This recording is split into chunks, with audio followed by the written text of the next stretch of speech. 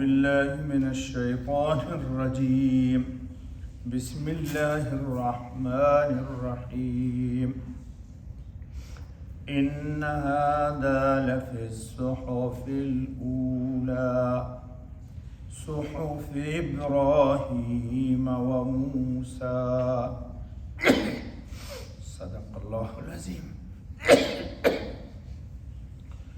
دوستو، یہ سورہ سبح اسم ربک الاعلی کی آیت نمبر 18 اور 19 پڑھی گئی، یعنی سورت ختم ہو گئی.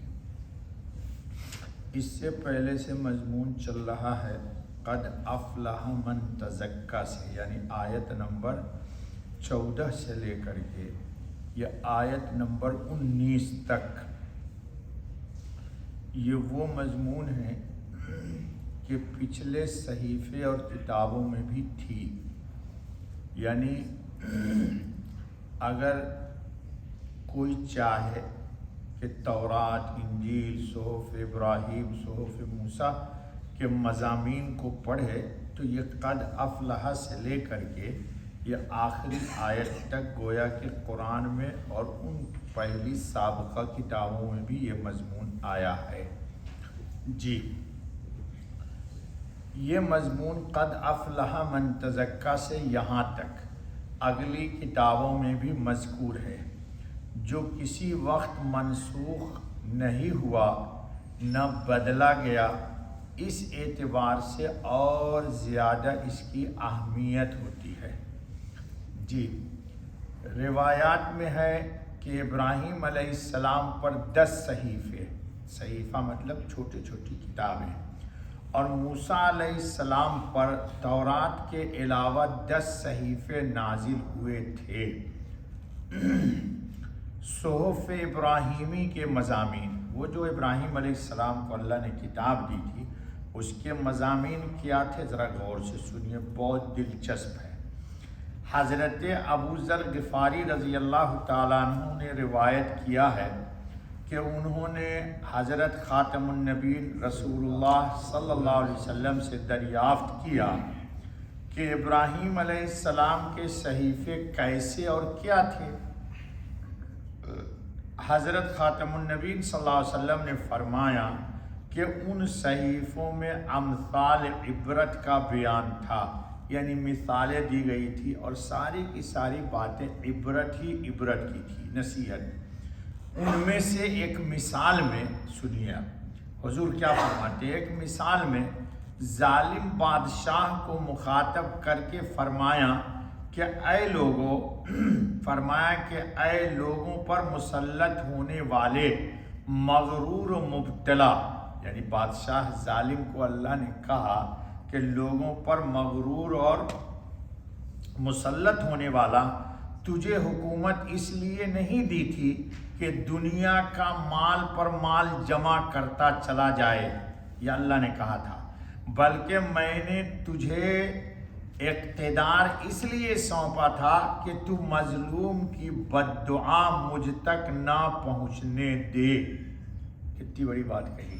اللہ نے بادشاہ کو، ظالم کو مخاطب کر کے کہا کہ میں نے تم کو اس لیے نہیں لوگوں پر حکومت دی تھی کہ تم مال پر مال، مال پر مال، آج کل جیسے کہ حکمراں کر رہے، اپنے مال ملک کا چھڑا کر کے دوسرے ملک میں منتقل کر رہے، اور ہماری عوام بھوک سے مر رہی ہے، بلا رہی، اس کا کوئی غم نہیں. اللہ نے ان کو کہا بلکہ تجھے اقتدار اس لیے سونپا تھا کہ تو مظلوم کی بد دعا مجھ تک نہ پہنچنے دے، کیونکہ میرا قانون ہے. ذرا یہ بات سنیے اب.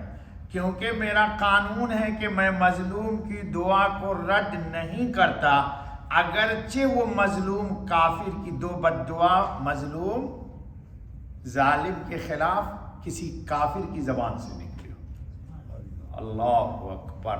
یعنی مظلوم گرچہ کافر ہے، اس کی بھی دعا رد نہیں ہوتی. حضور صلی اللہ علیہ وسلم نے یہ بات فرمائی. اس لیے اتقوا دعوت المظلوم، مظلوم کی دعا سے انسان کو، فارسی میں کہتے ہیں بدتر سز آہ مظلومہ کہ ہنگامے دعا کردن، اجابت از در حق بہر استقبال می آید. مظلوم کی بد دعا سے بچو، آسمان کھول دیا جاتا ہے اس کی دعا کو قبول کرنے کے لیے۔ جی اردو میں بھی کسی نے کہا اس کے مقابل میں، جی آہ جاتی ہے فلک پر رحم لانے کے لیے، بادلو ہٹ جاؤ راہ دے دو جانے کے لیے۔ اس لیے مظلوم کی بد دعا سے بچنا چاہیے۔ اور ایک مثال میں عام لوگوں کو خطاب کر کے فرمایا کہ عقل مند آدمی کا کام یہ ہے کہ اپنے اوقات کے 3 حصے کرے۔ 24 گھنٹے کا رات دن ہے، اس کو 3 حصہ کرے۔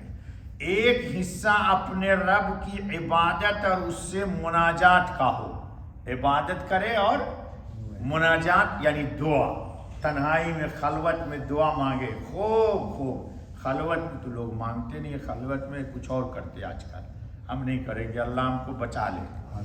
دوسرا حصہ اپنے اعمال کے محاسبہ کا اور اللہ تعالیٰ کی عظیم قدرت صنعت میں غور و فکر کا ہو۔ دوسرا حصہ کس چیز کا ہو؟ انسان اپنے اعمال کا محاسبہ کرے کہ آج دن بھر میں نے کیا نیکی کی اور کیا نیکی نہیں کی۔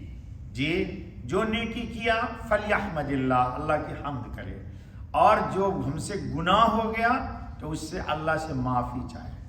تیسرا حصہ اپنی ضروریات معاش حاصل کرنے کا اور طبعی ضرورتیں پوری کرنے کا۔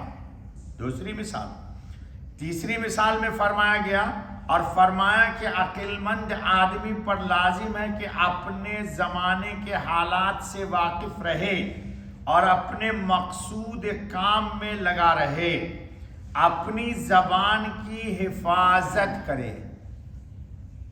حدیث میں ہے وَمَا يَكُبُّ النَّاسُ فِي النَّارِ إِلَّا عَلَى حَصَائِدِ أَلْسِنَتِهِمْ، منہ کے بل قیامت کے دن لوگوں کو فرشتے جہنم میں ڈالیں گے، وہ صرف اس لیے کہ اس زبان سے اس کو ڈسا اس کو ڈسا، جو من میں آیا بولا، کسی پر الزام لگا دیا، جو جی چاہا بولیا، بتا اپنی زبان ہے، بول جتنا بولنا ہے بول، نہیں، اپنی زبان کو حفاظت میں رکھیے۔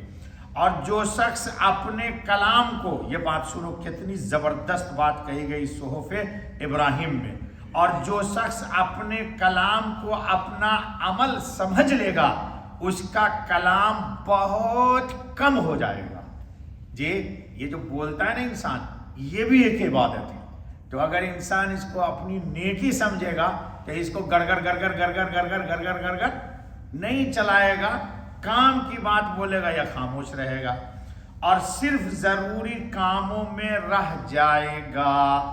اللہ رب العالمین ہم سب کو ان امثال پر عمل کی توفیق عطا فرمائے۔ میرے خیال سے وقت ہو گیا، یہ صحف موسیٰ کل کریں گے، ٹھیک ہے؟ سبحان اللہ بحمدہ، سبحان اللہ العظیم، سبحانک اللہم و بحمدک، اشہد ان لا الہ الا انت۔